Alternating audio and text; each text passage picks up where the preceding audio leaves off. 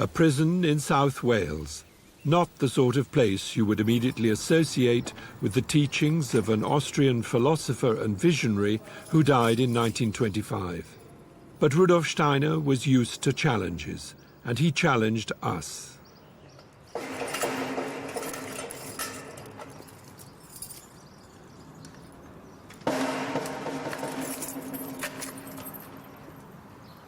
Phil Forder runs educational courses at Park Prison. Over 20 years ago, with a young son to educate, he came across a Rudolf Steiner Waldorf school and eventually taught there himself, first in the kindergarten and then for 8 years as a class teacher in the middle school. He has worked in the prison for 11 years. I often say to myself, and I hear it all the time, there by the grace of God, and I think that's very appropriate in a prison. And you do come into life with strengths or weaknesses, and I think it's the job of a teacher, and that extends into here, is to help people to fulfill their potential, their destiny. Phil was initially engaged at the prison as an art teacher, helping the men to learn to draw and paint. What I'm doing now is not so much teaching art, but using art as the medium to deliver self-development and to look at yourself. I feel things happen to you in your life which you might say, well, they're out of your control, but they are in your control, because if you believe in karma, then they obviously are. So there's meaning in all of it.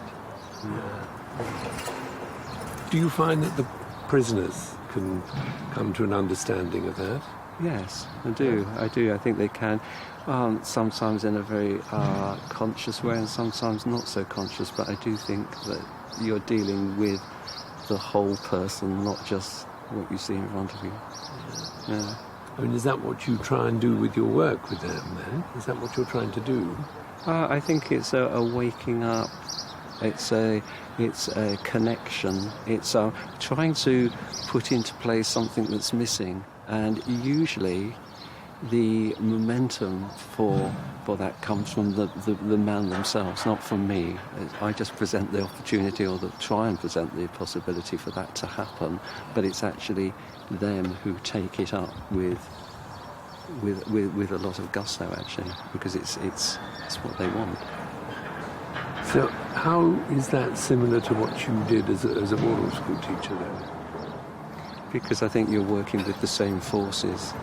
You're working with not just the cognitive forces, you're working with the feeling life and with the behaviour, the will. So you're actually working with people in a more holistic way. Yeah. And recognising the bigger picture. I think what Steiner was trying to bring was several things, but for me the main thing was that there's a lot more to our existence and what we perceive than meets the eye. What does meet the eye is that some people seem to be dealt rotten cards in life. Whether these situations are, in Phil's words, karmic, or simply come about through chance, is difficult to really know. But Steiner's statement, "We are slaves of the past, but masters of the future," is, I find, a helpful challenge, whatever the reasons and the circumstances in which we find ourselves. What happened yesterday clearly influences today, but tomorrow is up to us. Ruskin Mill in Gloucestershire is a Steiner-inspired residential college for young people between the ages of 16 and 25 who had, until now, for one reason or another, fallen through the educational net. They have, in the current jargon, learning difficulties. The students work on the land and in craft workshops, not necessarily to become farmers or craftsmen, but rather to experience what pupils in Steiner Waldorf schools in particular learn at an earlier age, to exercise their physical skills and coordination, and to actually make something, as a sound basis for the more abstract and intellectual learning that follows.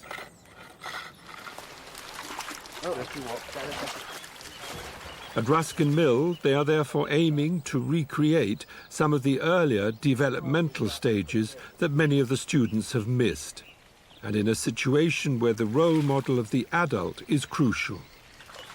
We don't throw it too close to there because smaller fish might swim down there. We don't throw it too close to the side because otherwise it gets caught in all the rocks and then it causes sort of disease and bacteria. Ross, if there's any problems, you can just hold the horses, can't you? Yeah. Hold fast! Hold.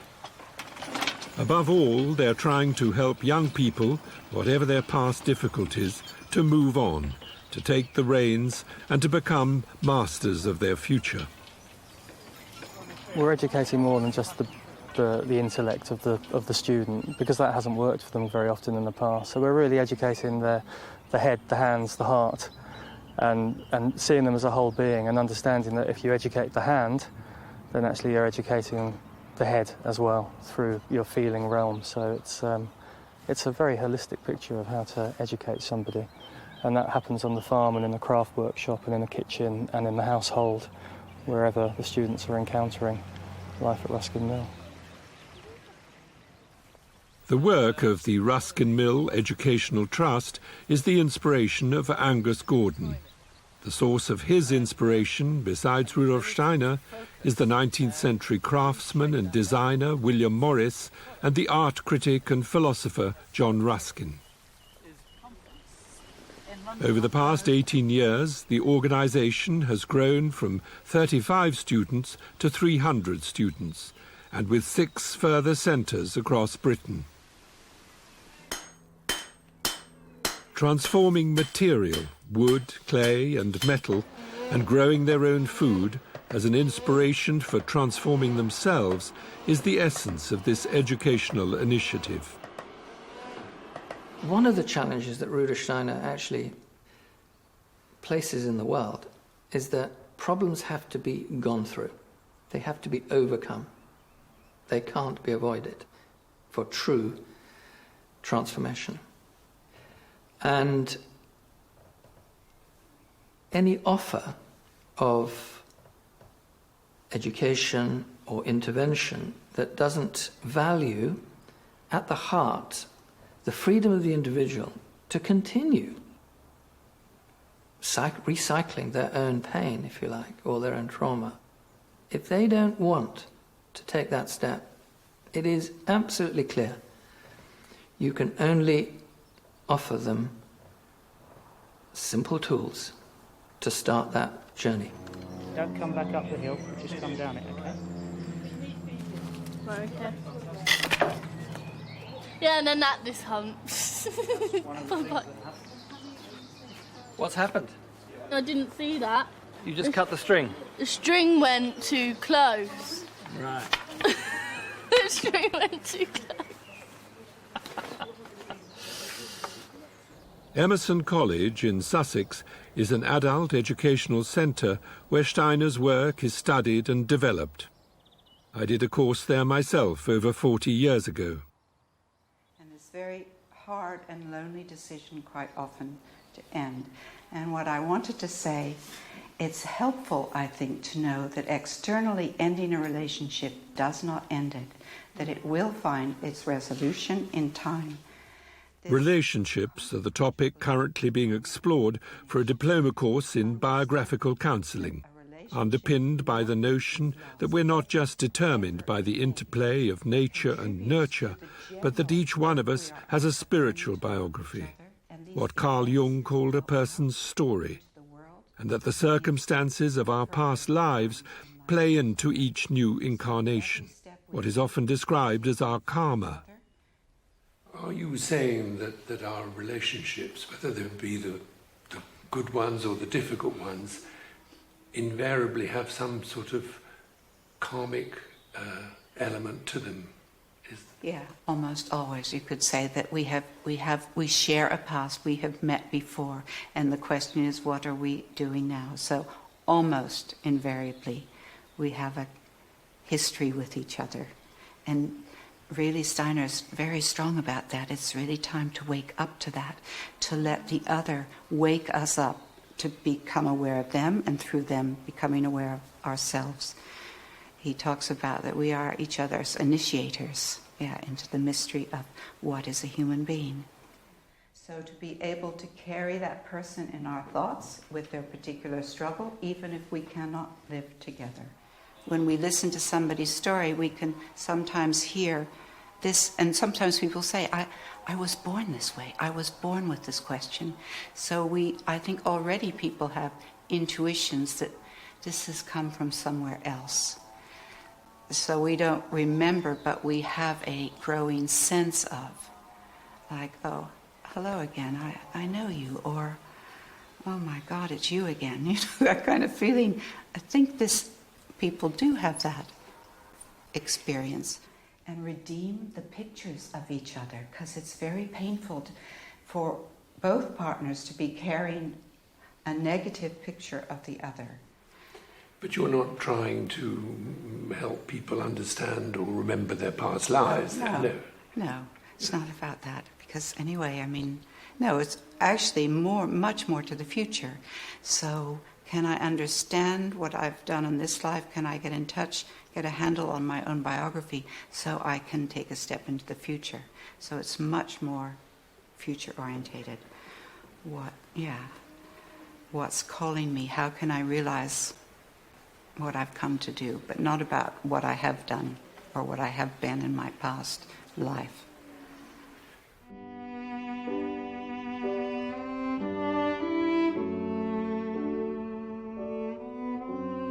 Steiner's own biography, his biography as Rudolf Steiner, born 1861, died 1925, philosopher, educationalist, visionary, is dominated by the question he was increasingly asking himself as he reached the age of 40.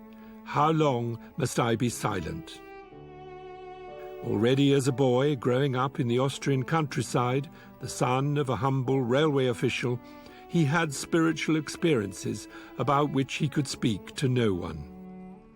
His years as a student in Vienna towards the end of the 19th century were increasingly dominated by his encounter with the work of Goethe the scientist. Here he began to find a bridge between his own study of the sciences and philosophy and his inner world of supersensible experiences. It pointed to a new and deeper way of knowing. Steiner then spent 7 years in Weimar, editing Goethe's scientific papers and writing his key book, The Philosophy of Freedom. In 1897, he arrived in Berlin, aged 36, still unable to speak out about his realization, both through study and meditation, that what we call spirit is not somewhere else, but rather is interwoven with the material world around us, and indeed within our own being. There is only one world. Spirit and matter are not separate. It was among the theosophists in the early years of the 20th century that Steiner finally found an audience interested and open to his insights and experiences. But what was becoming the most powerful experience of all finally brought about the break with many of these early followers. For the theosophists, Jesus Christ was just one of many great teachers throughout history. For Steiner, Christ's incarnation, as a deed of huge cosmic significance, became a powerful and transformative experience. It's not a sectarian understanding of Christ, so I think he's not wanting to associate Christ too closely with the Christian church. I mean, I think the Christian church, sadly, is all too sectarian sometimes. For Steiner, it's a strong view of how humanity as a whole is transformed by Christ. Fraser Watts is a priest in the Church of England and someone with a long interest in the work of Rudolf Steiner. He's also a Fellow of Queen's College, Cambridge, and reader in theology and science. There's been quite a big tendency in the 20th century to do a retreat to some kind of subjective or existential understanding of Christianity. But Steiner is absolutely going in the opposite direction. For him, it is just an objective fact that the evolution of human consciousness was changed by Christ. I mean, take it or leave it. I mean, and even if no one had known about that, even if there had never been anyone of Christian faith, for Steiner, I think that transformation of human consciousness would still have happened as a result of the work of Christ.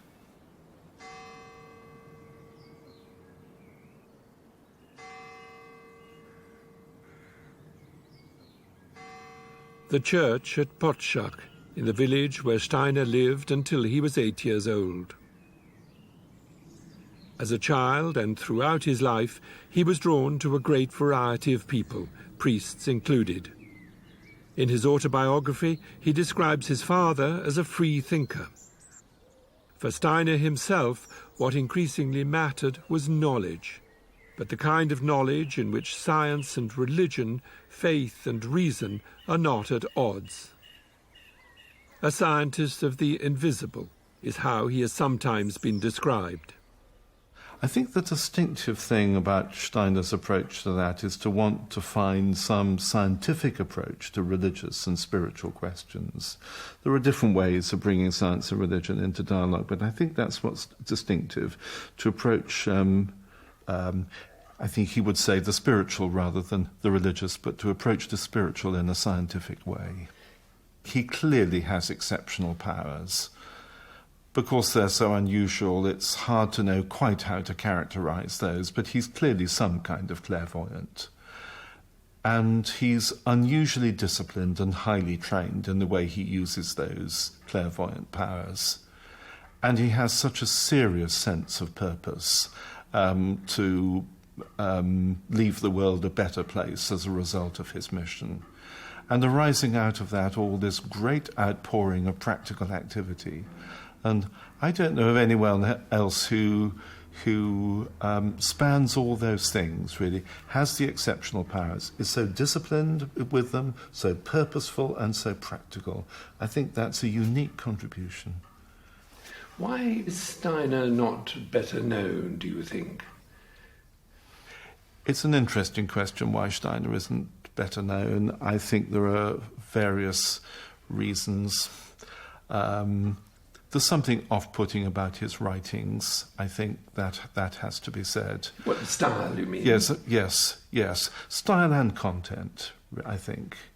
And also something off-putting about the society, the kind of following that he has sometimes built up around him, which can look rather too cult-like from the outside. Not at all what he wanted, I think, but it can look like that. The network of people interested in Steiner's ideas is worldwide and growing. Here in Hyderabad in South India, several hundred are gathering for a conference of the Asia-Pacific region of the Anthroposophical Society.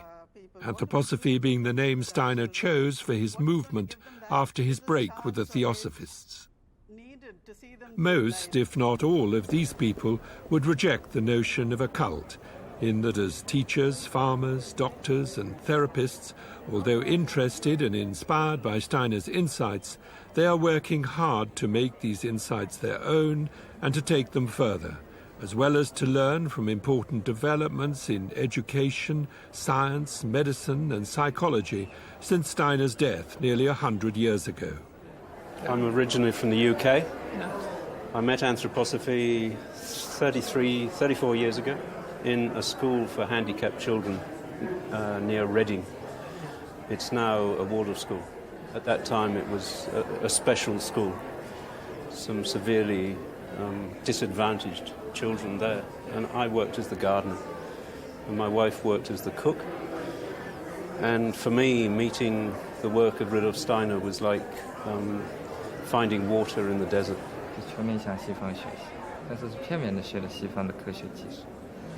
Most of my teaching in Waldorf education has been in Australia. And in the last few years of still teaching in Australia, in the 90s, I already started to come to Asia during my holidays and made contact with various very grassroots initiatives beginning the Waldorf schools. And little by little this grew, and now I work full-time, really, and particularly now in China and Taiwan. What is the response then to Steiner in that part of the world? It's exploding. It's phenomenal what is happening in China at the moment. I would say the people who come to the training courses and seminars and the initiatives that have started in China, those people, I would say, are hungry. They're really hungry to find meaning in their lives. They're hungry to connect with the outside world. And they're deeply grateful. That is my experience, and this is what gives me energy. The mainstream education in China is very, very tough, very, very competitive, and the children, they're forced to study from very young, from kindergarten back to 3 years old, and more and more parents realize this is not what they want. And actually, like the world of schools and kindergartens, most initiatives are parents. Ancient China was also very much part of my pathway towards anthroposophy. And I think what they find in the work of Rudolf Steiner is the holistic context within which everything has meaning and everything has an importance. And so it was in their own culture. To be an artist was at the same time an expression of being a human being. To whatever it was that one was doing, one was part of something greater than oneself, and the ethic was to really put yourself fully into what you were doing. Yeah, so I think they recognize something of a culture that has been broken in China through many events. There are some people who want to bring back that culture into Waldorf education. It's like make it an entirely Chinese education. But there are others who take, in my view, a more balanced point of view and recognize the ancient world has gone. Yeah? We live in the modern world. But we can go forward in this modern world and re-find the ancient world in a modern context. And that's, for me, what anthroposophy does. And it's fascinating for me that all the different cultures I've been to, and I've had the privilege of traveling cheaply, I have to say, but traveling to many, many parts of the world.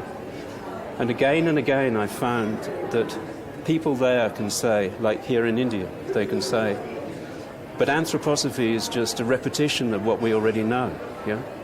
And so many people have the wrong understanding that Steiner just gathered this and this and this and put it all together. But the reason that they can find their own culture in anthroposophy is because within anthroposophy there is something intrinsically human. It is universal.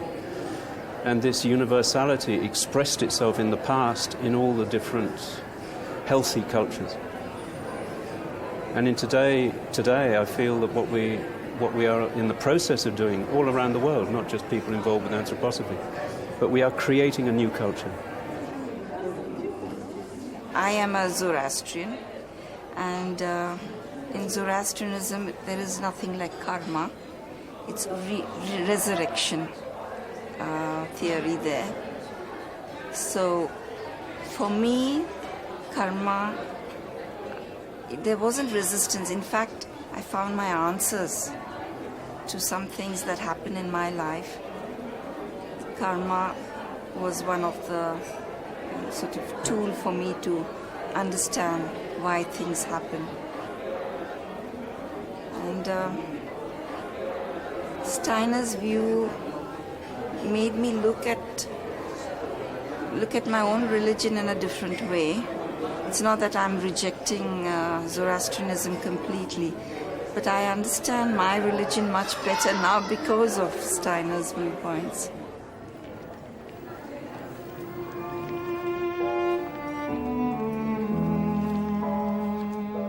A key message running through many of Steiner's lectures and books on humanity's spiritual journey is that evolution has essentially been an evolution of consciousness, and therefore that our relationship to nature, to each other, and indeed to the divine, to God, has gradually changed.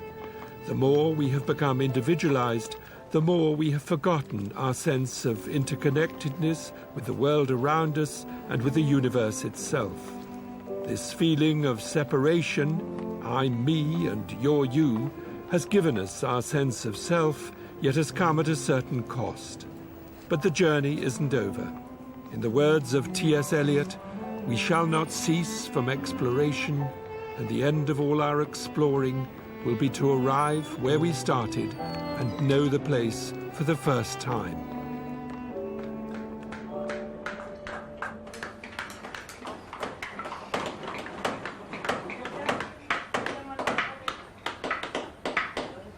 While in Hyderabad, I visited one of India's 7 Steiner Waldorf schools, 4 of which are in Hyderabad. Sloka was founded in 1997 and has nearly 400 pupils. Like all Waldorf schools, crafts, music and art are an important ingredient. But it is the morning 2-hour main lessons that are at the heart of the Waldorf curriculum. So we would do a little bit of recall of what we have done last year in physics. And from what they are taught in history, science, geography, etc., the pupils create their own textbooks. This book is very beautiful. This is excellent. This is about astronomy that is done in class 6. We begin with the sunset and we continue the observation till sunrise. This is the earth and the position of man. In class 6, when we are doing the astronomy block, we ask the children to stay back in school for a night, and throughout the night they observe the sky. From the North Star we start our story. All the constellations are observed by the children throughout the night, and this is how it goes on till sunrise. So the next day the child has to write about what he observed the previous night. 3 or 4 weeks are devoted to each main lesson subject, and the pupils will learn about that subject initially from their teacher and not from textbooks. They will then write up and illustrate the lesson themselves. And everything taught is aimed to correspond to where the children themselves are at in their own development. Class 8 is a very difficult class where they just want to break all the rules and just be independent and be themselves. They do not want any teacher. They just need a very, very strong authority to control them. Here we do the revolutions in history. So that is the time when a revolution is happening within them also. None of these pupils will have started formal learning, including reading and writing, until they enter class 1, around the age of 6 or 7. In India, as elsewhere in the world, what increasingly concerns many parents in particular is the stress their children experience, both in terms of the pressures of living in the modern world, but also the pressure of having to achieve, to score points, tick boxes, pass exams, all with the aim of eventually getting a good job. But, in the opinion of many people, coming far too early in their lives.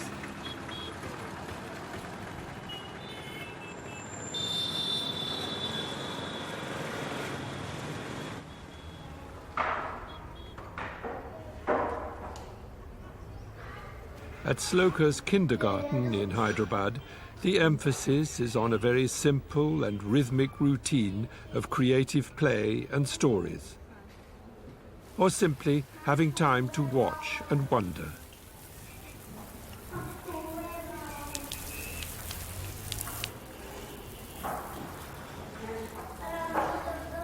As little children, they cannot differentiate between play and work.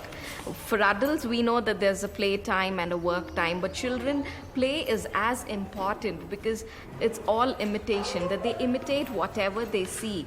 And actually, if they're like, I'm cutting fruit, they could be, cutting an imaginary fruit there, but they're actually doing it. It could look as play for us, but for them, it's real work. They're actually cutting fruit.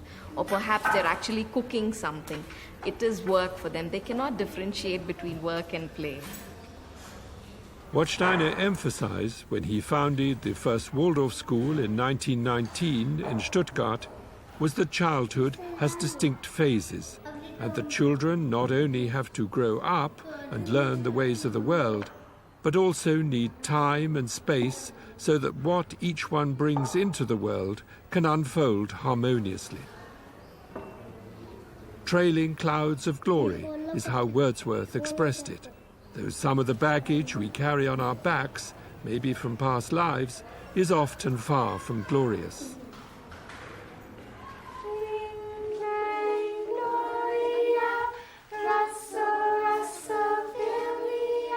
Simple and unhurried.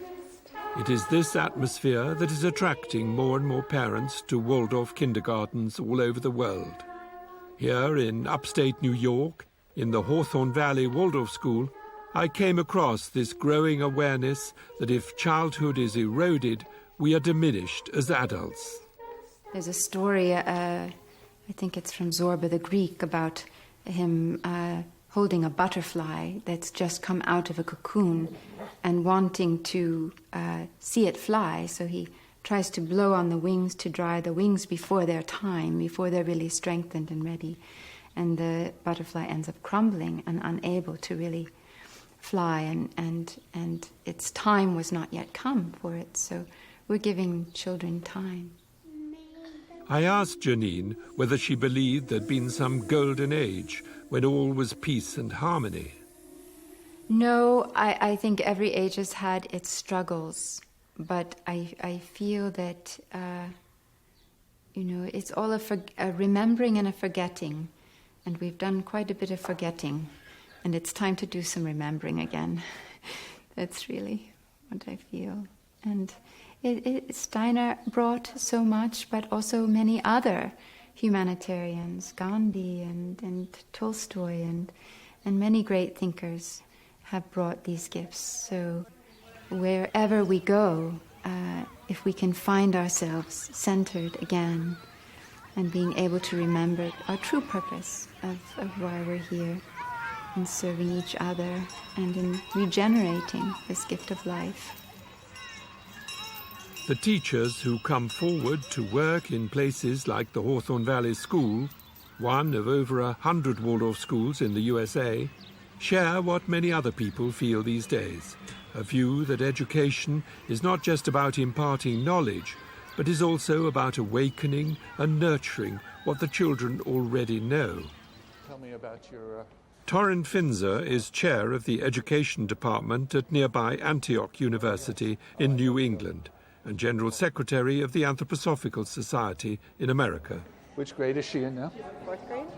The great crime of our time is that in too many educational settings, the adult consciousness, the intellectual adult consciousness, is pressed on the young child in the name of performance, in the name of academic achievement. And that is a great crime to childhood, because what's happening there is you're denying the innate qualities that live in the child at that time.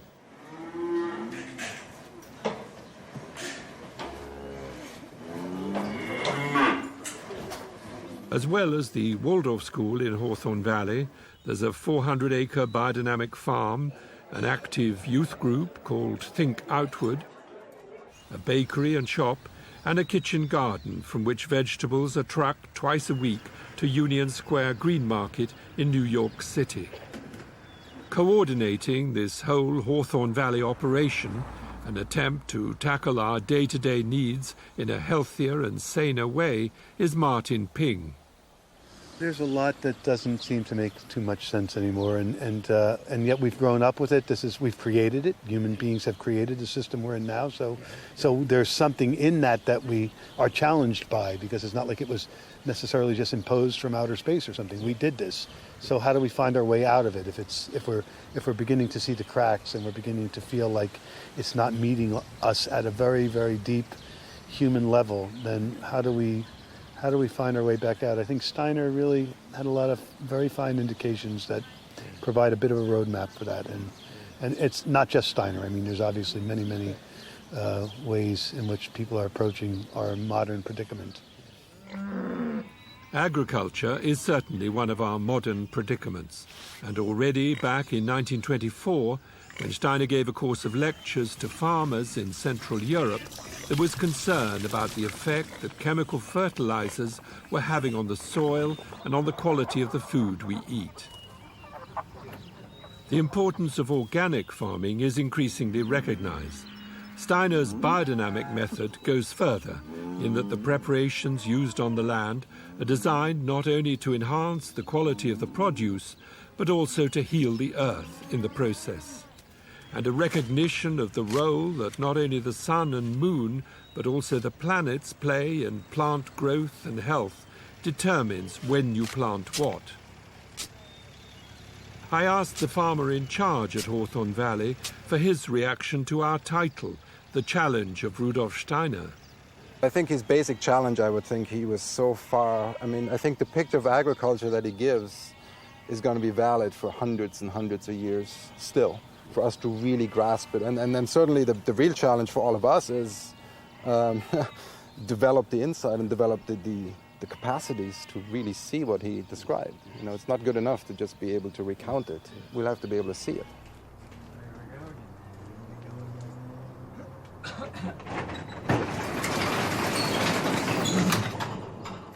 To develop insights and capacities of their own is what these two modern-day alchemists are trying to do in this Californian garage.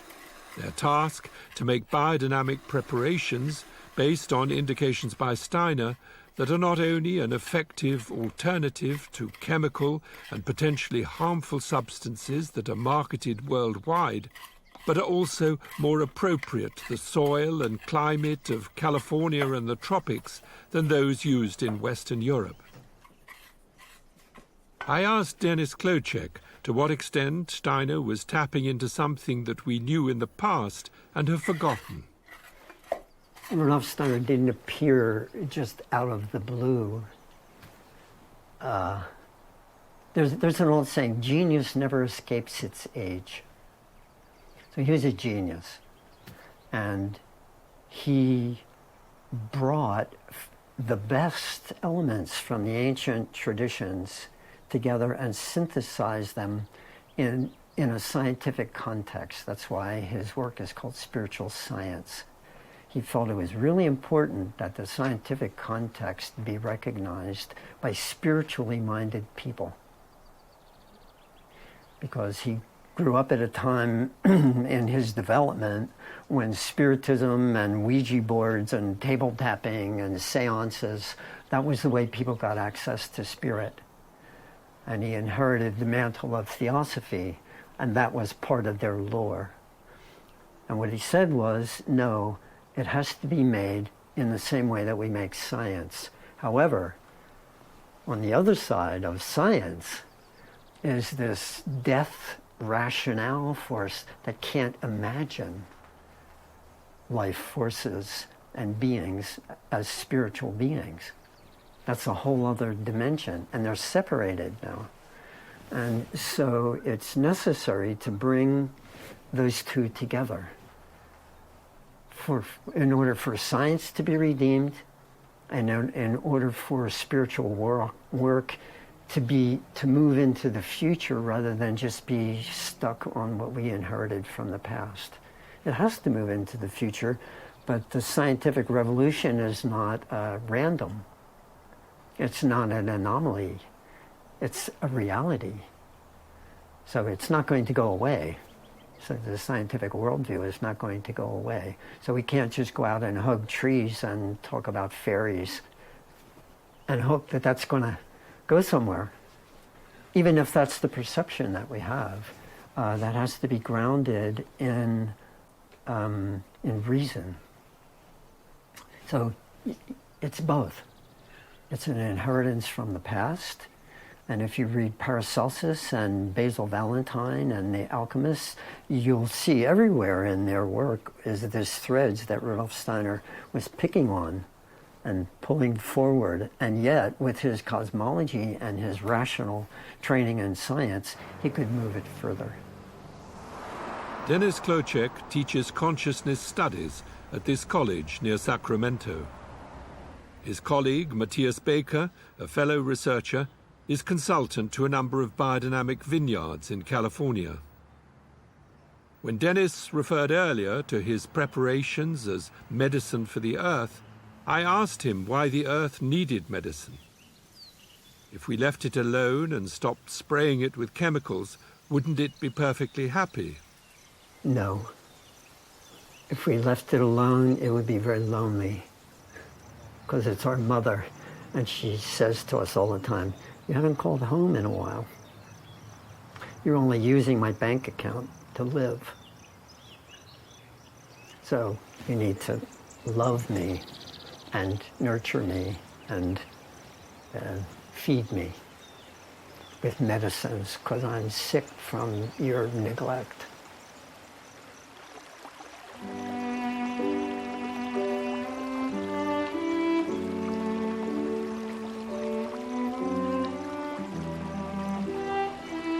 They say in esoteric circles, if you don't have the organ of perception, if you don't actually work on yourself to perceive in the proper way, you just see the world as it is, not as it could be. Rudolf Steiner could see the world as it could be, not as it was or as it is even now. He saw the world as it could be, and that's a lonely path. It's a very lonely path. For me, what is unique about the work of Rudolf Steiner, what's inspired my life about it, is that it's not just a tradition. He threw down the glove and said, you have to do something with this. The Benziger family have been doing something with this land for over 30 years. Biodynamic wine is becoming highly prized, not just here in California, but across the world. And like all biodynamic farms, this enterprise avoids the modern trend for monocrops. Alongside the vines, there are animals and a great variety of plants and herbs that help regulate the insect population and balance the farm as a totality, avoiding the need for chemicals and artificial fertilizers. They call it the insectary. Basically, it propagates with bugs, then they sort it out. We have some good bugs and some bad bugs, then they slug it out here. And hopefully what we do is we have a balance, so that they're in here eating the plants and eating each other instead of going out there and eating the grapevines. Because if we were monocropping, then we put a huge bullseye in the back of that grapevine, because the only thing that's green is that grapevine, so every bug is going to fly and eat that. Here, we have a wide expanse, so there's a lot of things on the menu, not just the grapevines. And the entire 85 acres are treated with the organic preparations that all biodynamic farmers use. Chris Benziger and his family have farmed here in the Sonoma district since the 1980s. When we first moved out here, we were very much conventional farmers because we didn't know any better. In conventional farming, I kind of call it the spray and pray method. For every disease or every bug, you had a spray out there, and for every lack of nutrients in the vineyard, you had a fertilizer that you put down, chemical one. So we did that. And since this place was left vacant for 50 years, it was in wonderful state. It was a beautiful piece of property. But we slowly killed it with spraying these pesticides. And I remember being a small kid running through here, and it was a verdant garden. And then every year it would die a little bit, until eventually, in the mid-'80s, it was a green desert. The only thing that was green were the canopies of the grapevines, nothing else. And the only sound I heard weren't insects, but the wind. It was pretty much a dead place, and the ground was crunchy. It was hard, if not pulverized. And so we had erosion issues, and then worst of all, the quality of the wine was diminishing. We were really putting scars on this land that we couldn't heal. We realized very quickly we had to do something. And so in the early 90s, my brother had a book on biodynamics that he had toted around his whole life, and the book kind of jumped out at him. At the same time, he met this wonderful guy by the name of Alan York, who was kind of the biodynamic guru out there, and the two got together and formed a great friendship, and we started to, in 1994, started to bring in biodynamic practices here, and it took us about 6 years, but in the year 2000, we were certified, the first winery in the Sonoma-Napa area to be certified by Demeter as a biodynamic winery. And this place changed radically, going from this green desert to this beautiful piece of property that you see here today. It's gorgeous. It's alive on many levels. And people like Matthias then have been advising you, yeah? Oh, Matthias and Alan have been instrumental in us on how to understand this piece of property and unlock the secrets of farming biodynamically. Chris and Matthias went on to tell me that essentially the vine doesn't want to be alone. I asked them if that was true of plants altogether. Is monoculture against nature? I personally think it absolutely is. Yeah, and we see that because nature always fills the gaps in terms of where the balance needs. So you'll see disease pressure, funguses, or different insects that come in to kind of help break down that monoculture in a sense. And there's evidence there that shows that nature recognizes it as an imbalance. Chris, you've got this wonderful visitor centre. People come here and look around. And what's the public's reaction to biodynamics? First is wow. I didn't realize all that went on to make a bottle of wine. That's the first thing that they kind of say. And then they go, a lot of them say, well, that's how my grandfather farmed, or that's how my old uncle back in the old land farmed. So there's this natural kind of understanding of it, of how it should be. And then there's this kind of, wow, I wish we could do that. You could see everybody wants to get a little dirt under their fingernails when they come here. And they understand that it's a very complicated system on one hand, but also an extremely simple system on the other, because it's following Mother Nature. The idea is we are so inbred to hang on to the steering wheel and drive Mother Nature. It's really hard to take your hands off the steering wheel and let Mother Nature drive. But there's a lot more to what you're doing than what's called organic agriculture, isn't there? I mean, it brings in this whole element of the planets. I mean, what do people think about that? Well, there is a little element there where people think, whoa, that's crazy.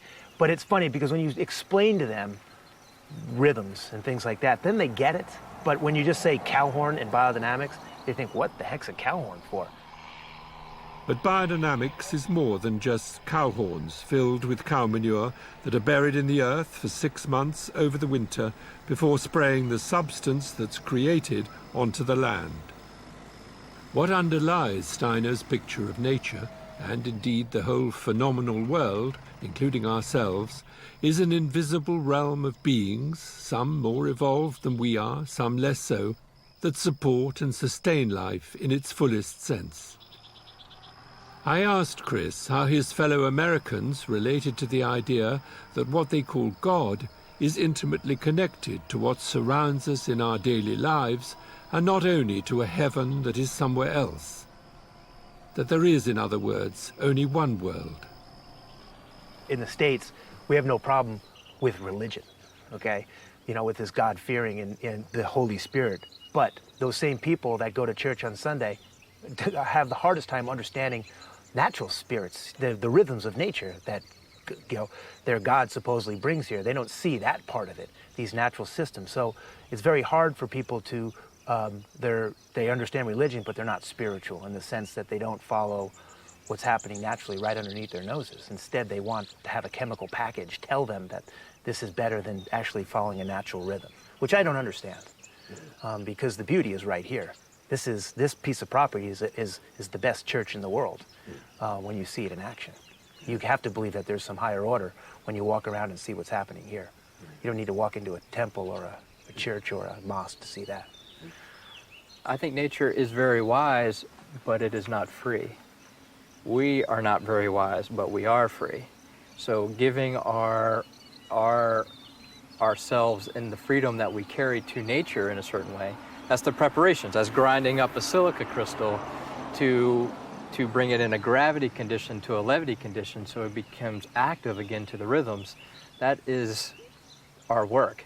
But it's the wisdom that is in nature that teaches us how to do that. So I'm not saying that we're wiser than nature. The creative, if I was to try to build a plant, it would not happen. It wouldn't work out too well. It wouldn't work out too well. So that's what I'm saying is there's a language, there's a script in there that is amazing.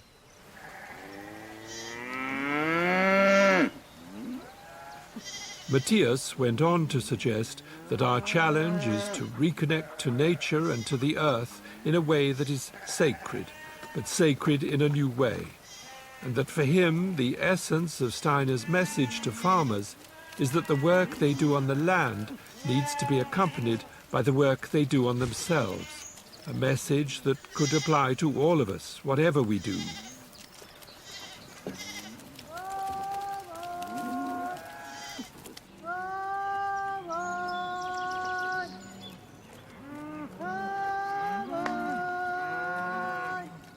This young man is at work 3,000 miles from the Benziger winery in California, but still in the USA. Tucked away in New England is Copiague, a Camp Hill village community for adults with learning difficulties. Gardens, a farm, workshops, a shop and bakery. 230 people live and work here, one of over 100 such communities worldwide. The founders of Camp Hill, refugees from Nazi-occupied Austria, began their work in Scotland in 1939, inspired by the course of lectures on curative education that Steiner gave in 1924. Camp Hill's approach is, and always has been, that behind the mask, behind the damaged and sometimes thwarted lives in which some people find themselves, lives an individuality as whole as every other person, but, like all of us, on their own particular journey. They contribute to the community to the best of their ability, and it is often their vulnerability and openness that helps heal the turmoil that surrounds many so-called normal people. Vulnerability, but often great skills and patience. In this case, important work in Copiague's seed marketing enterprise. Seeds that are open-pollinated and therefore able to produce plants from which further seeds can be produced, in contrast to the hybrid variety marketed by the large seed companies which produce outwardly impressive plants, but plants incapable of reproducing themselves. So tell us, or maybe without laying it down, you can just... Penny Baring teaches on a course for young people training to work at Copiague. Originally she studied journalism, but her social conscience, so she told me, and her wish to do work unconnected to a system of wages drew her to Camp Hill. I asked her what she thought Steiner's unique contribution had been to this sort of work.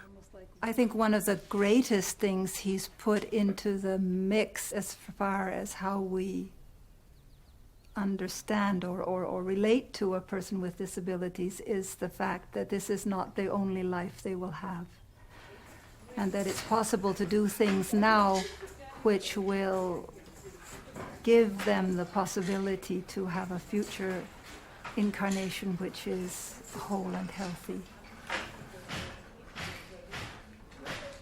So that's the one thing, but I think another thing is that through our efforts to understand what people call abnormality, we come much, much, much closer to understanding what humanity itself is. Often on my first day of class, I stand in front of the blackboard and I have a piece of chalk and I ask people to say, what's a human being? And they go through all the list of this speaking and walking and thinking and standing and on and on and on. And then I say, very well, and then I start erasing. Okay, are they still a human being? They're still a human being, and gradually taking things away. And of course, people are left a bit stunned to realize that even without many, many qualities, a human being is a human being. What is a human being? Perhaps the most important question that Steiner addressed. But have his insights from the very beginning remained imprisoned almost by some of the people who call themselves anthroposophists?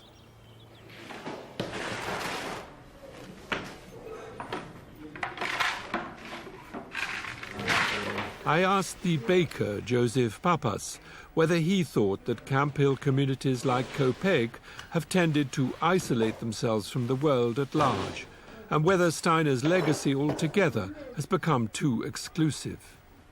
I guess it can be, though I don't know that it's specific to his legacy as such. I think that isolation tends to happen with any sort of content that comes into the world. And I certainly would never say it was his intention. But yeah, you know, I can say it seems in the biography of this community that there was a time in the growth of the community that it seemed really important that it more or less separated off a little bit in order to grow and to become strong, and then maybe that's also can be reflected in the individual as an inner process as one comes to terms with oneself. But certainly feel like in this community, but also in this region, there's a lot of feeling that we're now at the point where we need to grow a bit beyond our borders. Where we walked to school each day, Indian children used to play, all about our native land, where the shops and houses stand, and the trees were very tall, and there were no streets at all, not a church, not a steeple, only woods and Indian people, only wigwams on the ground, and at night they're prowling round. What a different place today, where we live and work and play. Please have a seat. Jack Petrush has been a Waldorf teacher for 30 years, and this is the 4th time he's taken a class through the 8 years until the children reach the age of 15.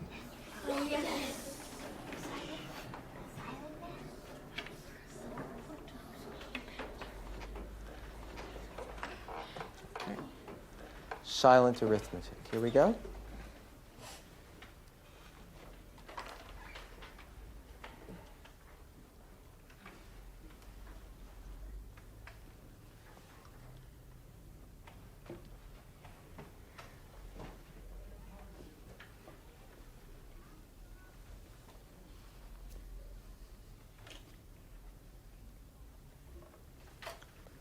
Reverse the digits.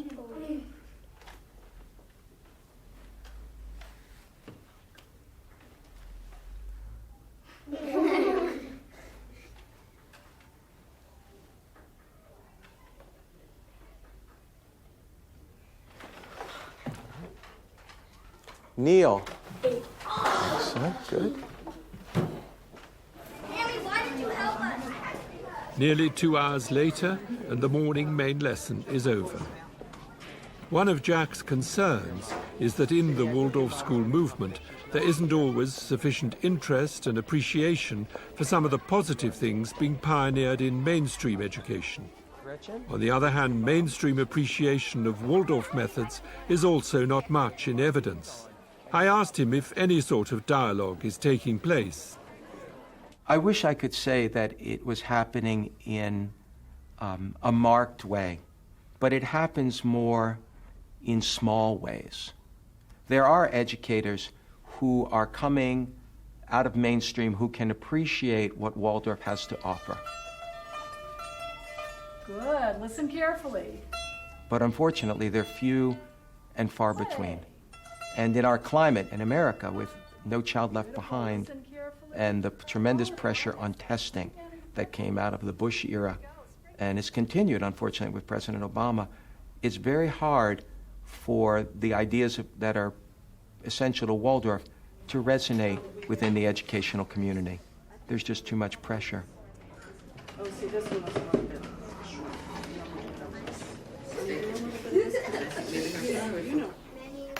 The man who trained me to be a teacher, John Gardner, he taught us that discipline begins with self-discipline.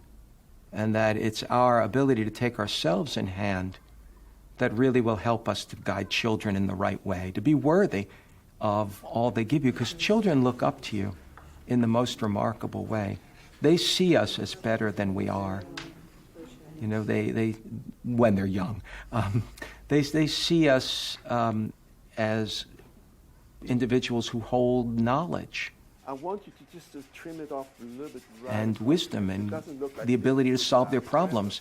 Because if you have lots of sap, And it's not that we ever can live up to that completely, but if I work on myself, then I feel at least I'm more worthy of the love and affection they give you.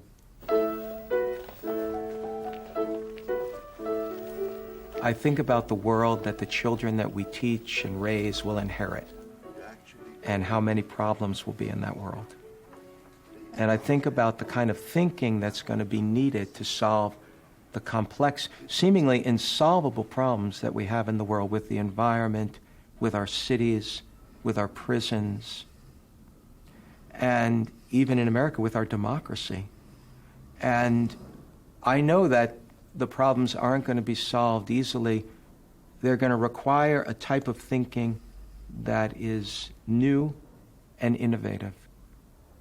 And I believe Waldorf kids, and I'm not just saying this to sell Waldorf, but I believe the kind of thinking that's fostered in a Waldorf school allows children to think out of the box. I feel children are going to need to ask the questions that nobody's asking yet to help solve the world's problems. I gave the last word to 3 of the older pupils at the Waldorf School in Washington, D.C. I love the class size. I mean, you find that in every Waldorf school, the small classes. And I was in public school for 3 years, and that was very different. You had different classmates every year and different teachers every year. And I like having the same ones to kind of develop relationships with. Yeah. That's been fantastic. That's one of my favorite parts of the school. And I also love main lesson and how you get to make your own textbooks. You don't have to like use them. I praise that wherever I go and people ask me. That's what comes to mind is the main lesson books for me. Going back to the teachers, I feel really nurtured and supported with how much you get to know your teachers in such a deep level. And you feel like friends, but it's still a professional relationship. Yeah. So that's great. Yeah, it's definitely just the student-teacher relationship that is really important, and it makes you want to learn more, and it makes you dedicated to your work, and it means a lot more than just work because they're not just teachers. Later, I talked to a group of 18-year-olds at Michael Hall in Sussex, the first Waldorf school to be founded in Britain back in 1925. I asked them what they'd most appreciated about their education. I think what I like most about Steiner education is that it prepares you for life, not for just exams. Yeah. And I think when you leave school, you're prepared for all aspects of life. Yeah. Not just prepared for an exam. Yeah.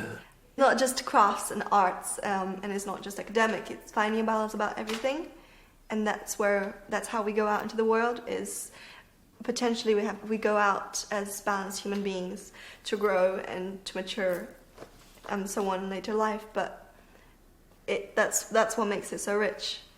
These books, they're called your main lesson books, aren't they? I know they're not necessarily your own, but did you find that helpful to do things that way? I mean, you didn't have textbooks, you created your own textbooks. Is that the idea? Yeah. Yes. It really is a very interesting way of looking at things because you're learning on a group basis but very individually. I think that's a really good mix. Mm-hmm. I mean, I've really enjoyed it, and it's also a very nice thing. I mean, when we were sort of in younger classes, I remember it was always the first thing you did in the morning. Mm-hmm. I mean, you recall what you've done the day before, so you're obviously going through it, and then you move on to something new. And it was always quite a nice way to kind of start the day because it is quite a gentle form of learning, but it's still very effective. Yeah. Main lessons are really one of the most inspired parts of Steiner education. One of the biggest problems we have at the moment is that at least the West seems to be descending into this state where everyone needs constant gratification of little bits all the time, so constantly consuming, be it fast food or something like the website Twitter. We can no longer be bothered to read anything longer than 100 characters. The thing about main lessons is because it's a long block of doing one thing, it really develops your ability to kind of absorb and actually immerse yourself in something rather than just needing it instantly in a bite-sized piece. You have time to digest it, I suppose. Michael Hall, like nearly all Waldorf schools in Britain and America, is a private fee-paying school, thereby putting it out of the reach of most children, not at all what Steiner would have wished. In most of continental Europe, Waldorf schools receive government support. Now, in the UK, there are moves to change the situation. Government funding, so far without unacceptable strings attached, is coming the way of what used to be the Hereford Waldorf School, founded in 1983, and now, since 2008, the Steiner Academy, Hereford. One government stipulation was that the school had a principal. Traditionally, Waldorf schools are run collectively by a college of teachers.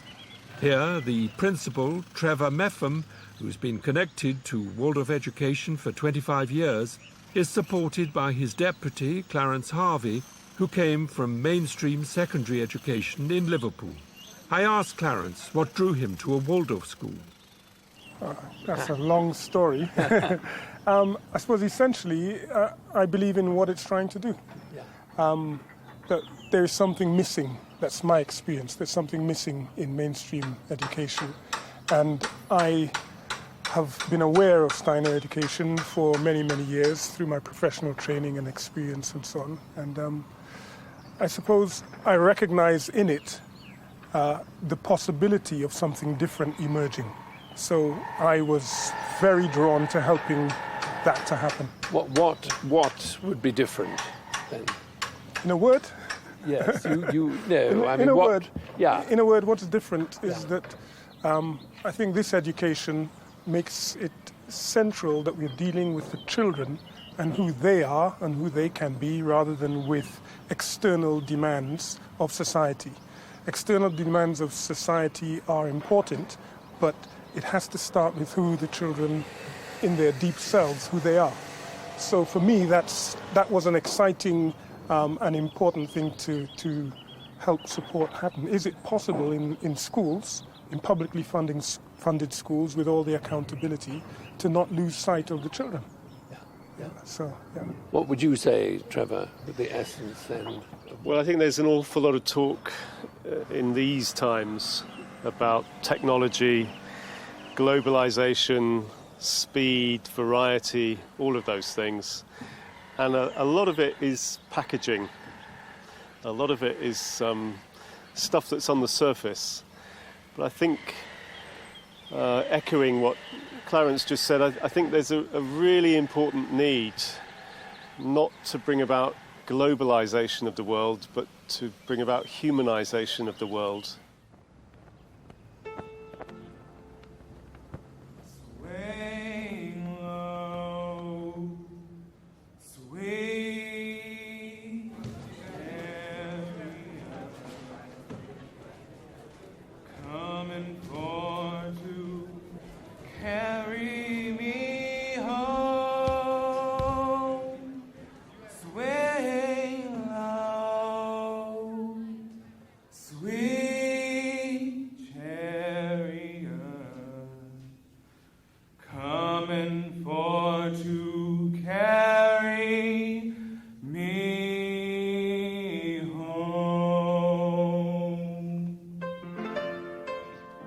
The Washington Carver School near Sacramento in California, one of nearly 5,000 charter schools throughout the USA, and, like the Steiner Academy Hereford, publicly funded and free to students, but independently operated. The head, Allegra Alessandri, is gradually introducing Waldorf methods into what was one of California's most persistently failing schools. A further 20 charter schools in California alone are likewise bringing some of Steiner's educational ideas to youngsters for whom fee-paying schools are out of the question. I asked Allegra how the pupils and their families have reacted to her initiatives. Is there resistance, or do they respond? Well, because we are a school of choice, students opt out of their large comprehensive high school to come here. So they're making a choice to be here. And mostly what we hear, the majority of the time, is, why didn't I find this sooner?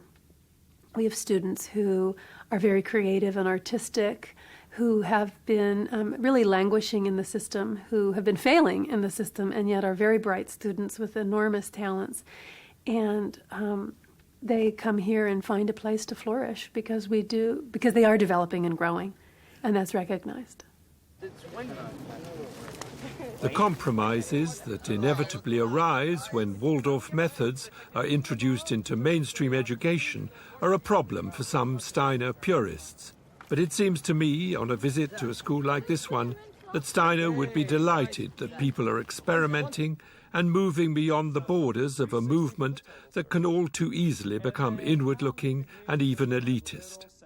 And perhaps most important of all, Allegra and her team are making an important contribution towards helping and encouraging less fortunate young people. I asked her what it was like when she first took over. There was gang activity. We called the police 2-3 times a day. We had regular drug busts. We confiscated many, many ounces of marijuana over the school year. We had many fights that we were breaking up in classrooms, outside of classrooms. There were maybe 2 or 3 thefts a day. Allegra used the word process to describe what is happening at her school. Not yet a full Waldorf curriculum in place, but they now have a choir, a garden, fruit trees have been planted, Waldorf-trained teachers are gradually joining her, and fighting is a much more skilled and disciplined affair.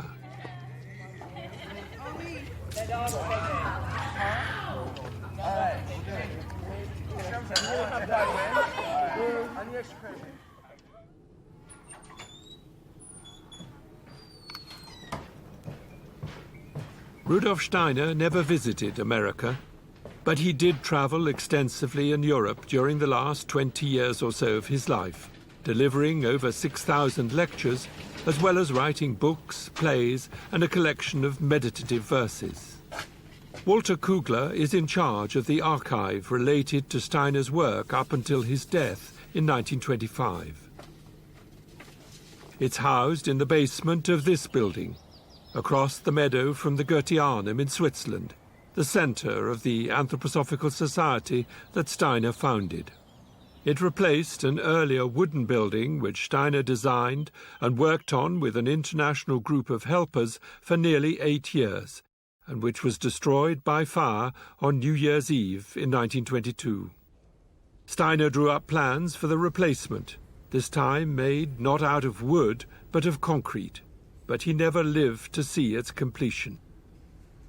What did survive the fire was this huge carving which Steiner created along with the English sculptor Edith Marion and known as the Group.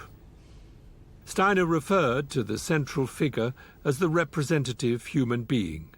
In some people's eyes, it's an imagination of what St. Paul proclaimed, not I, but the Christ in me. The carving is also a depiction of the 2 polarities that Steiner saw as key ingredients at work in human nature.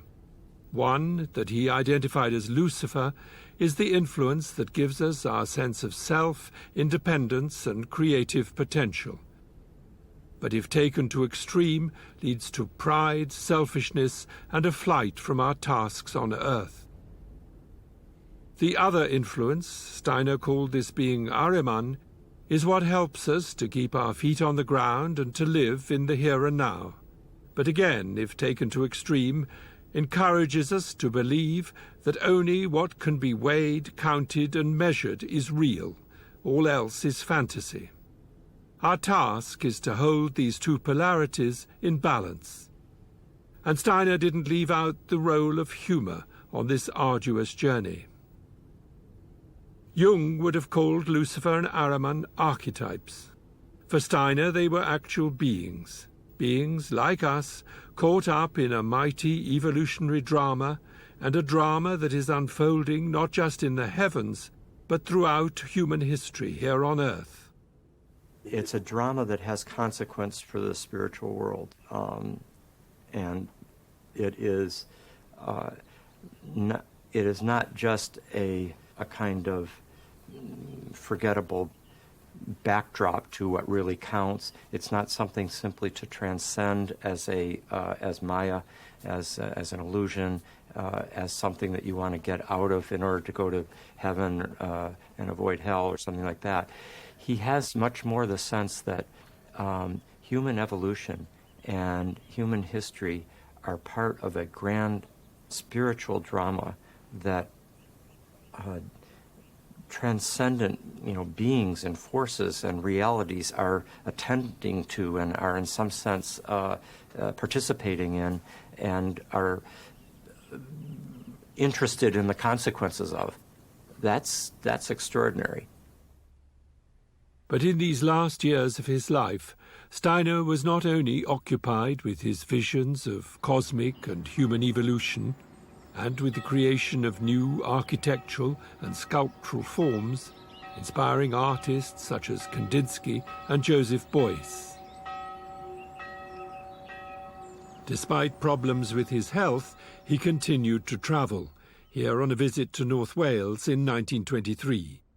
By then, he was increasingly concerned about the situation emerging in the aftermath of the First World War, politically, socially, and economically. He feels that humanity is in a great battle. He's trying to help, really trying to save evolution from the dead end. Or one-sidedness. One-sidedness is a dead end. If it's unbalanced, it will break, it will crash, and it will bring terrible suffering. Well, see, Steiner feels we have already been through terrible suffering. There is terrible suffering in the world, cruelty, people, starving. That's an unbalance. So he's very interested in economics and in the proper way for a government and a community to form in order to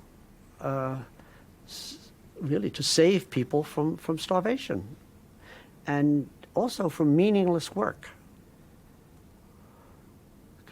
Great concern. He's not a Marxist, but he drank from that cup. He knew that Marx's critique of capitalism has some profound truth to it. It's a cruel system. Totalitarianism is also cruel.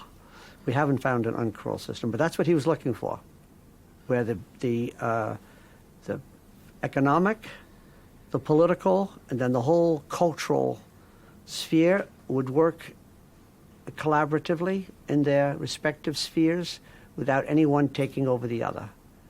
But in the West, but particularly in the United States, the economic, of course, is just far more powerful than the other spheres, controlling education, even religion. For him, this is a great concern.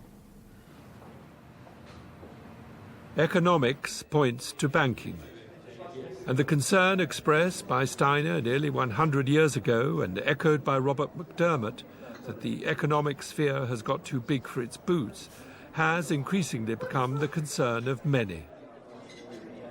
Here in London, at the client day of the UK branch of the Dutch-based Triodos Bank, are both customers and bankers who are trying to work in a different way with money. Greater transparency, greater responsibility, and greater consciousness of how the money deposited is actually used. Peter Blom is chairman of the executive board of Triodos Bank. I'm convinced that banks should look more at what is really needed in society and then make out of that a feasible business. And then you need some profit, of course. You cannot do without profit, but you don't start with profit. Profit is the result. And I think that was also something what relates strongly to what Steiner always said. Profit is not something you aim for. Profit is something what is a sign of a healthy operation. It's emerging from a healthy transaction. And that is a much better way of looking at profit than putting it there as a goal, as an objective, and make everything work for that goal. With Steiner, he always had the human being in the back of his mind. when he was talking about economics, about medicine or whatever. And that is an important element what we can learn about, because most of the thinking now, we exclude the human being. It's about the system, and the human being should fit into the system. And what he did was saying, well, let's take each human being as a starting point, and let's design something around that, what can work to serve human beings. And that deeper principle, I think, is quite important.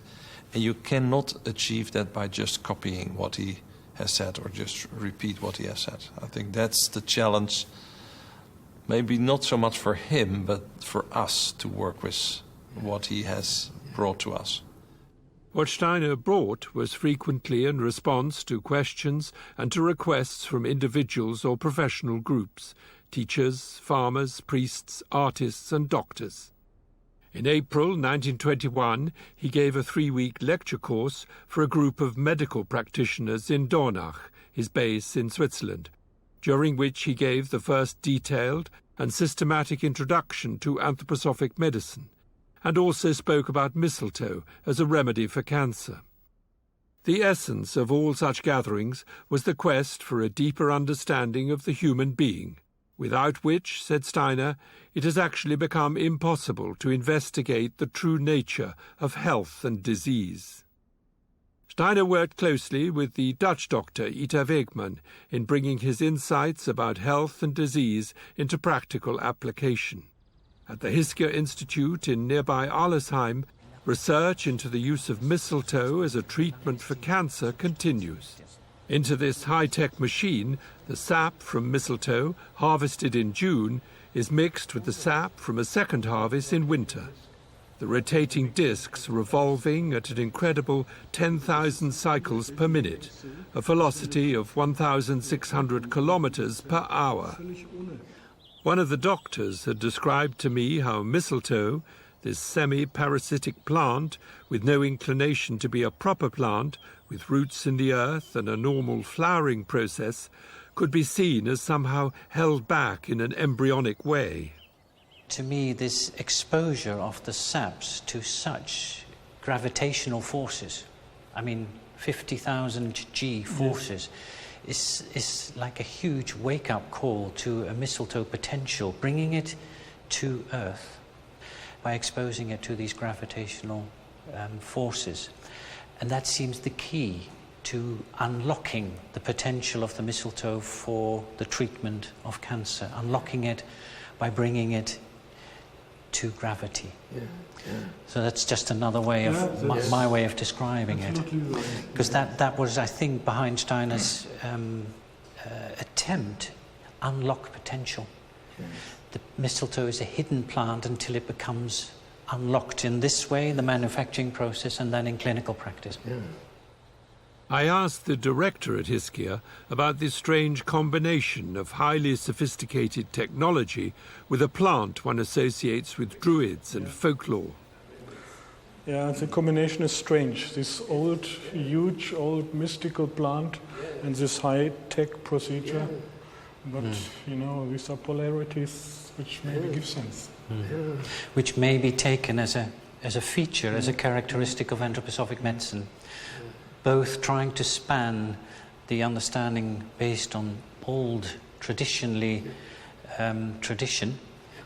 insights, but accompanied now with the rigor of modern natural science and bringing it down to literally to earth and gravity.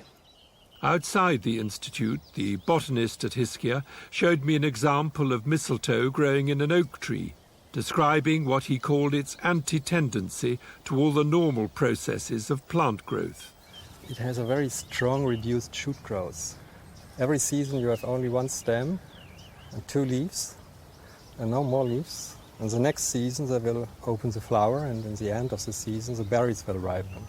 So it has a very strongly reduced shoot growth. And through that's what Steiner pointed out. It is collecting forces, powers, and as we know today, also building up substances which have a potential in the cancer therapy. Because Maurice, you're a doctor. You use this mistletoe. What actually is it doing? It's not a cure for cancer, is it? Steiner introduced it in 1921 publicly in one of his lectures as a potential medicament that could help cancer treatment. Not, as you said, necessarily as a cure, but research has shown there have been many cases collected already where cancer with mistletoe treatment alone can have quite a powerful effect, and some patients even go into remission.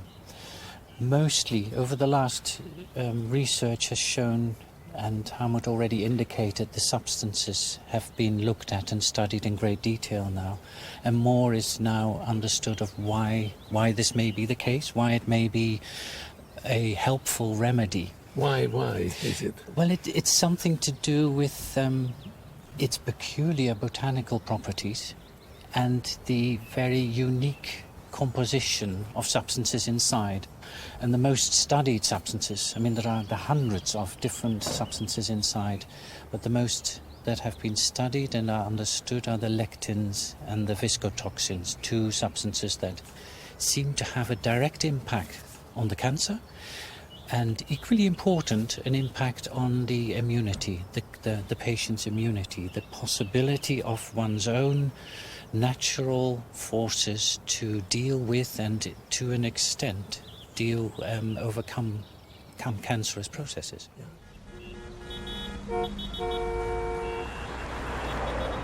Pollution, stress, illness.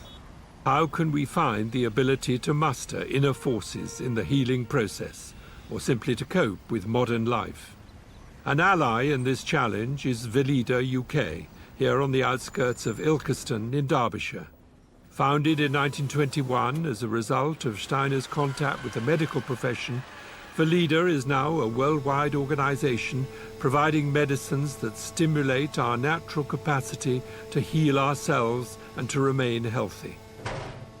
It also creates products which, in Velida's words, restore harmony and enhance well-being. Alongside its modern and efficient production line, many of the substances are potentized by hand, enhancing, so they believe, the efficacy of the medicines. The managing director is Bob Ballard. I think there's a general disillusionment with the one-size-fits-all standardization, normalization. And I think there's a greater awareness of people's own responsibilities for their own actions and their own, in our business, health and well-being, yeah. There's so many side effects with a lot of the conventional medicines, not all, but there's a lot of side effects because of this one-dimensional view of the human being, you know, as a machine, and if something breaks, you just fix it, yeah, without a total awareness of what's the implications of that on the rest of the body, yeah. On our mind and spirit, yes. Yeah. The plants that are used in the majority of Velida's remedies are grown in their own biodynamic garden. The space is deliberately not all geared to production, but to the health and diversity of the environment as a whole, a pond, meadow and trees. For Michael Bate and his assistant Claire Hattersley, the plants, all plants, mirror aspects of the human being, and, if recognized, are there to restore balance and to heal. The medicines which Rudolf Steiner himself gave us are very fascinating, and when you really study the growth and gestures of the plants that he suggested, they can provide this picture often of the healthy working of, say, the heart or the liver or whatever, or, on the other hand, provide a mirror of how that organ or that system doesn't work. This commitment to ponder deeply on Steiner's sometimes challenging indications about our relationship to nature and to our interconnectedness with nature, and to observe what the plant is saying to us, is at the heart of Velida's work. Michael also spoke to me about the challenge of being as fluid and flexible as nature herself, and to recognize that everything, including our own lives, is in process. Nothing is fixed. And like each one of us, every plant has its own unique signature. We have some plants here that they almost push us away. They don't really want us to interfere too much with the way they grow. They don't really want to respond to us gardening and cultivating them. They would rather be standalone. And there are other medicinal plants that are quite they don't change too much if we are weeding them and hoeing them. And you get a sense that they are working with us. But there are certain plants that are much more independent. And if we start to fuss them too much, then they're perhaps not so happy. Like it, yes. So we have to respect that as well. What's your understanding? What's the definition of a weed, then? A plant in the wrong place. I see weeds very differently now since I've worked at something that's very difficult to grow if you want it. Really? Yeah. Quite often the plants we're trying to cultivate, sometimes they just turn their nose up. They won't behave themselves like garden plants. They're not predictable. So we'll sow a bed of something, maybe poppies, and they won't come up, but maybe in 3 years' time they'll come up for us. So we have to be a little bit kind of flexible. I think your plants sound to be more and more like people. Yes, yes, they are yes. beginning to. People, their health and well-being are the prime concern of the Blackthorn Medical Centre at Maidstone in Kent, an NHS practice that combines conventional medicine with an anthroposophical approach to health and healing. It also offers therapies that include eurythmy, biographical counselling, rhythmic massage and art. In addition, the Blackthorn Trust has a contract with social services for the rehabilitation of patients with mental health problems through work in Blackthorn's garden, bakery, cafe and craft workshop. The practice also has NHS funding for their work on pain management. David McGavin, like all good doctors, is enthusiastic about helping people who, for various reasons, feel themselves at the end of the road. Sometimes only then can the healing begin. And that's what we have to do. And that's what is such fun doing. Because the human being is so resourceful. There is so much talent there. People come in feeling that they are so shallow. They come in feeling that they are nobody because of the way they've been treated, because of the way they've been reduced, because they have nothing now in terms of income. They've lost their car, they're on benefits. They feel they're that big. They've no idea, until they start working, of the depths of their humanity. Others see it. Those who love them see it. But they've lost the sense of that. The body is not a machine. It's filled with wonders and abilities of which the conscious human being is using a fraction. And it's in these circumstances of chronic pain, in a way the torture of the illness, with no material way of getting out of it, that one is thrown into this mysterious world. And to have Rudolf Steiner's maps, as it were, here's a great help. The Goetheanum in Switzerland, location for the annual International Medical Conference for Anthroposophical Practitioners, at which David McGavin is one of the speakers. And the latest plan, because we have plans every 2 or 3 years, is that the money will now go to doctors, and we will have all the money. We have chosen patients who are not just difficult, but difficult to treat. And so we all fight with each other because we all know best. But with these patients, they are so difficult. We all needed each other. And if you have a big problem and you don't know what to do, they become very interested in you. If you want to try, you only have to try.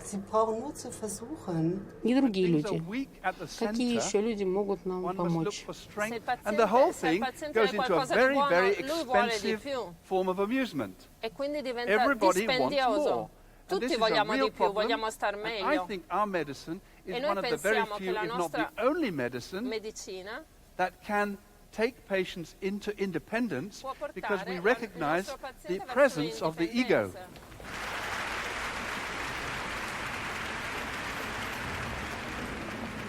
There are nearly 3,000 doctors worldwide who've taken the additional training in anthroposophic medicine.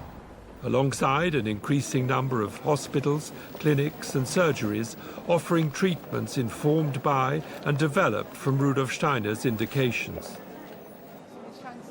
Ursula Flatters qualified as a doctor in her native Germany, but has worked in Sweden for 30 years and was a co-founder of the Vida Clinic in Jana.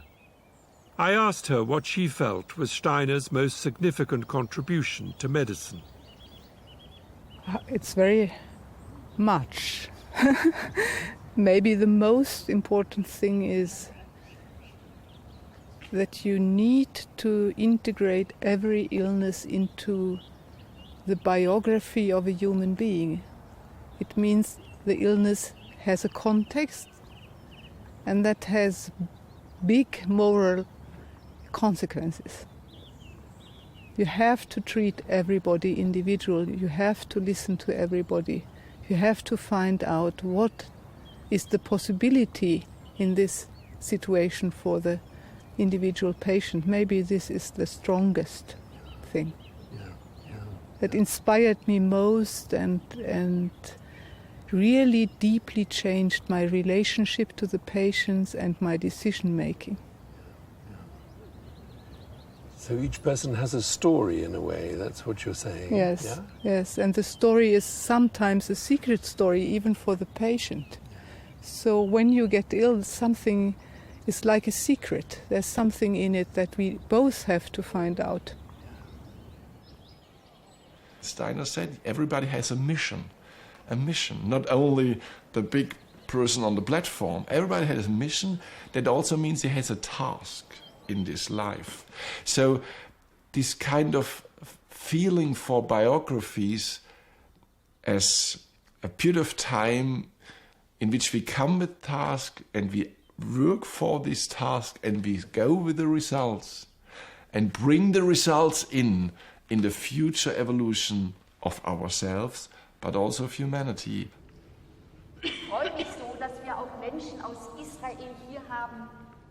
Michaela Glöckler worked as a pediatrician in Germany before becoming head of the medical section at the Goetheanum. Steiner's concept of spirituality is that every human thought is a spiritual power. That what you think will be reality of tomorrow. That thinking is not just a cloudy thing. That thinking is the driver of evolution.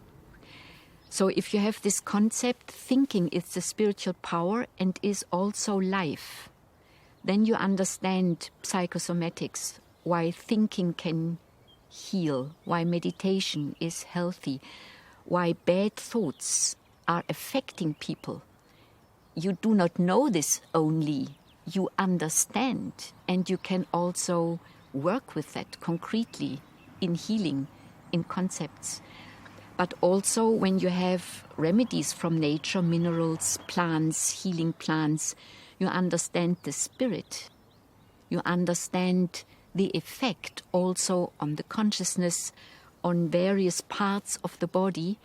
So we study very concretely, very scientific, what works in the nature and corresponds with nature processes in our physical nature, and on the other hand, what can we contribute by helping the people to live more consciously, more meaningful, more healthily in all their various life circumstances.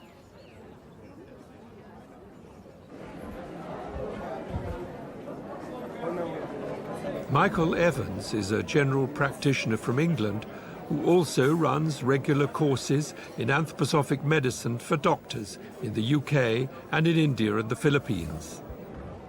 I think what's unique about Steiner's contribution is that on the one hand he fully recognised what conventional medicine was offering as a detailed knowledge of the physical body, but made it very clear and almost challenged doctors to think beyond the box and to be aware that the human being has life forces, has a soul, has a spiritual identity, and that all that is part of being human, and really all that is involved in the process of becoming ill and potentially can be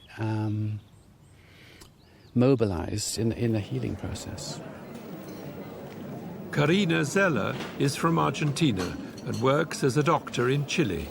I was always very interested in spirituality, and I had the experience both the science and the spirituality are truth. And both are truth, but I can't find the bridge, and there has to be a bridge. Science and spirituality. Yeah, because I was always very interested in science too, and I was searching, looking for the bridge, and I couldn't find it. And I read a book of Rudolf Steiner in Ita Wegmann, and I said, here is the bridge that I'm looking for. Are you optimistic about the future and medicine? One of the things that people have said about anthroposophic medicine is that it's the medicine for tomorrow. I suspect it's the medicine for the day after tomorrow. So it needs really the long view. So I'm optimistic in the long view.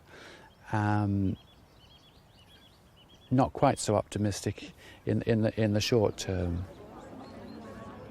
Do you see an element of tragedy in Steiner's life?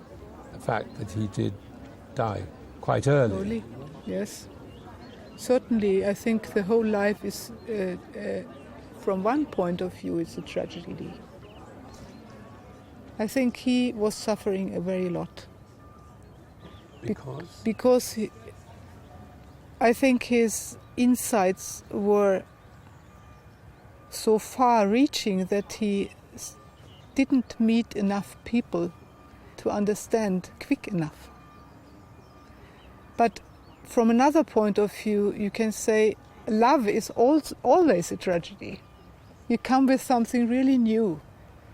It was really an impulse of love, I think, so it must fail in a way. To begin with, looks like that, because he was not the big star. He connected to people, he wanted to work with people, he took them as they were. He was positive, and all this very big social impulse it's great. Maybe it's a little bit more slow for him, but we all are invited to this, and that is not a tragedy. I think that's beautiful. It takes some time, but it's beautiful that he chose that. He could have gone to the mountains and wrote a lot of wonderful books, but he chose to work together with people. And it's very great. I don't know anything else that is so practical, that really tries to create a culture from spiritual insights, not only having them, but doing something. But things are going much slower than one would wish. Even in me, I'm too slow, I'm too lazy.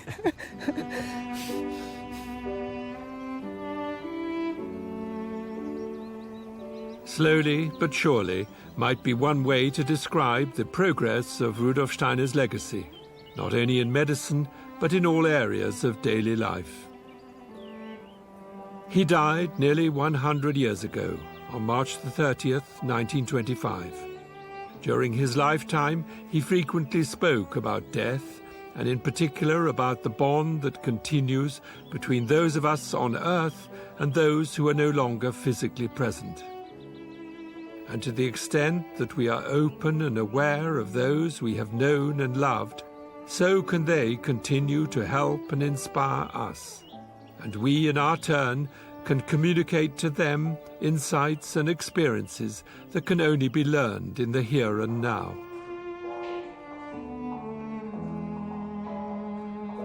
The essence of his message, as I understand it, a message that tries to communicate ancient wisdom in a form appropriate for modern consciousness, is that there is only one world, part seemingly hidden, part revealed, and that we human beings are not alone, not just in our daily lives, but in the universe at large.